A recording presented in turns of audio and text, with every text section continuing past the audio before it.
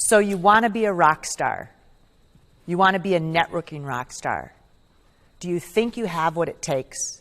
Have you ever done air guitar in your bedroom? Do you want to turn into Prince? Do you know that his name was really Roger Nelson, a kid from St. Paul who had a dream? I want to take you back for a minute.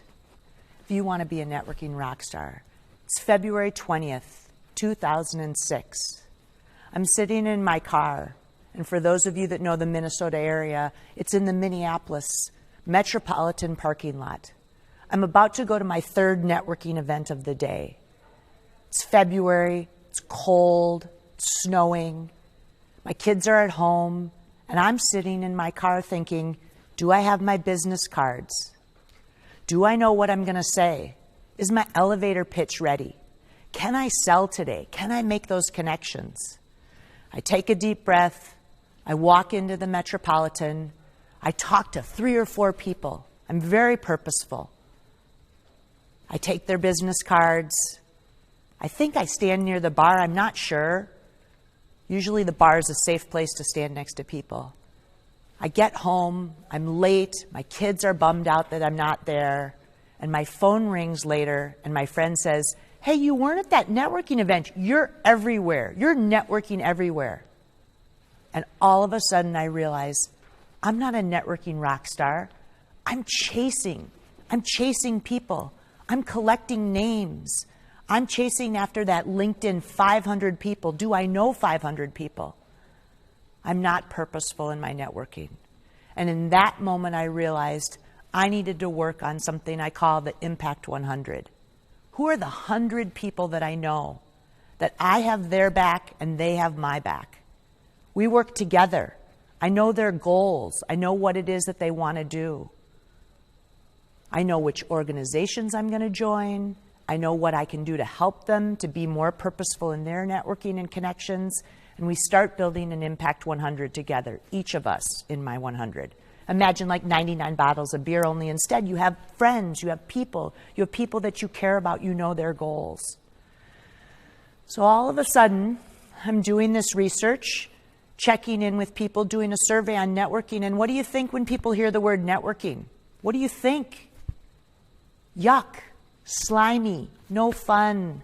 72% of the people can't stand the word networking. They say, call it relationship building. Call it anything but networking because it conjures up inauthenticity. It conjures up people that are schmoozing, that just want your business card or want to sell you something. And yet networking and making connections is what makes everyone successful, whether it's your career or your sales goals or your personal life or finding a babysitter or a good restaurant. Building relationships is the source of everything. So this Impact 100, I want to tell you a story of Jeff. Jeff comes to me and comes to one of my groups, and he's kind of, in his late 20s, early 30s. He's feeling it. He works for an agency. He sells. He's got it all going on. At least he thinks he has it all going on. At my first glance of him, I think he's a little bit of a blowhard and nobody's told him. So what do I do when I meet him? I say, Jeff, let's talk about your Impact 100. Who's in your network? What is it that you're trying to accomplish on behalf of the agency that you work for? And he says, well, Cathy, I think I have about 25 people I could put on that list. So there's a moment of he's serious. He doesn't have 100 people in his network that he could call and he could connect with. And that's where our work begins with his Impact 100. Making a list of who those people are, what you know about them. Are they in your email? Are they in your text messages? Are they part of your system? And we worked on him developing that list and that categorization of, do they know what I'm about? Because, yeah, people knew about Jeff. They knew him. He went to all the events. He went everywhere. He was on the board of this. He told you in the first 30 seconds everything about him to make you feel like he was important. But he forgot to ask questions about the other person. He forgot to talk about what it was that his firm could actually do to benefit them because he was so busy telling them about the Louis Vuitton wallet that he carried around. No one cares about the wallet. They care about, can you be helpful to them? People do business with people they know, like, and trust. And building that Impact 100 is thinking about, can you find those right people that you can categorize as gold, silver, and bronze? Now, I'm going to go into more detail, but first I want to just pause for a second and tell you that I used to be a rugby player. So, as a rugby player, for any of you that know anything about rugby, it's like football, only a little bit different. There's a line and a scrum. And when you play rugby, you want to think about who's in your scrum, because your scrum is your inner circle. You're all on the same team, but your scrum is your inner circle. So imagine your Impact 100, and you want those people that are in your scrum. That in rugby, what they say as you're going along and working on your goals is, are you with me? I'm running along, and as I'm about to get tackled, somebody hollers, with you, meaning paper, which everybody calls me paper. Before I'm about to fall down, they're yelling with you, and I toss them the ball because I know they can help me. They can help us win the game and accomplish more. So when you start to think about your relationships, who's in your scrum? Who's on your rugby team that's going to help you, that knows your goal, that you've built that relationship with, that they will help you accomplish those things?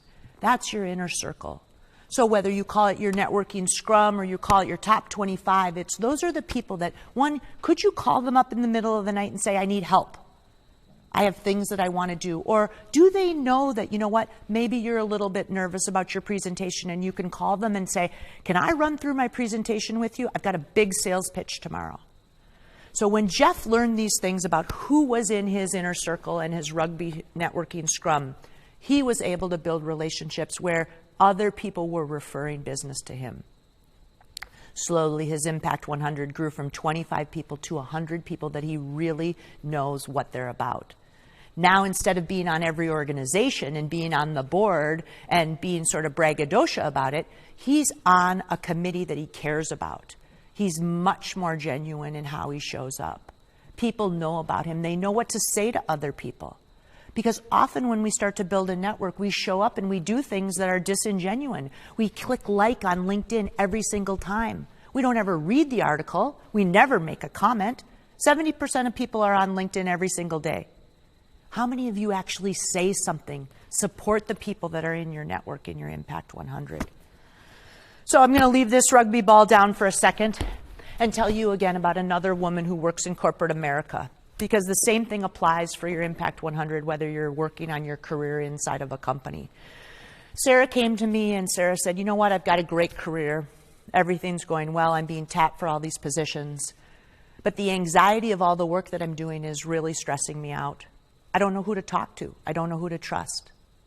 So within the Impact 100 and working with her, I was able to help her develop a relationship map and find out who her allies are. Who are those people that you know are really telling you the truth? Who are the people that she's working with that can help her generate the confidence to go into that next meeting, present the new idea, and maybe maintain her ability to manage better? Who are those organizational allies? So the Impact 100 works whether you're in sales or whether you're working on your career development and want to go to that next level. Again, you can divide them into gold, silver, and bronze, and we'll go into some more detail about that. But the point is, can you find those genuine relationships? Can you show up as your most authentic self? So I'm going to joke with you a little bit. Maybe you're trying to read the T-shirt on my chest here that says, running late is my cardio. So I always am running late. I'm working really hard on it. My family gave me this T-shirt. And actually today, I could have been running late if I had worn the T-shirt that I really wanted to wear that said hustle on it. But if I had all of a sudden decided I was going to run back to St. Paul to get that T-shirt and put that on, what would happen? I'd be running late.